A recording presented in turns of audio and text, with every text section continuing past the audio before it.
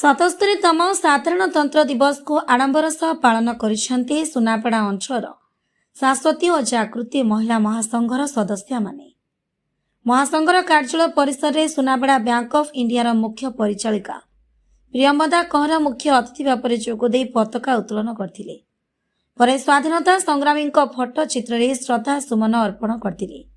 उत्सव पालन करी महासंघर संयोजिका स्वर्णप्रभा पट्टनायक कहते महासंघ गठन दिन ठारू ही उभय गणतंत्र और स्वाधीनता दिवस पालित होउछि। विभिन्न समय विभिन्न व्यक्तिविशेष द्वारा पताका उत्तोलन करा जायଥାଏ।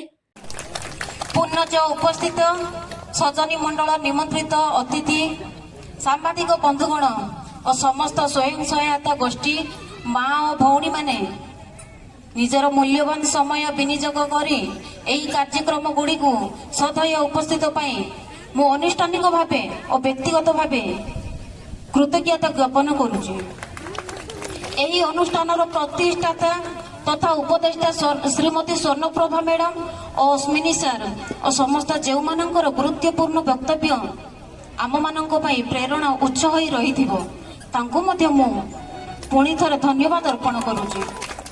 एही प्रोग्राम रे जो माने हमको सहाय्य करिसंती सहयोग करिसंती पिंटू भाई सुरेश भाई और समस्त उपस्थित समस्त को मु आउ थरे धन्यवाद अर्पण करुछि। चीफ एडिटर पापुला खिलंक रिपोर्ट फास्ट न्यूज ओडिशा।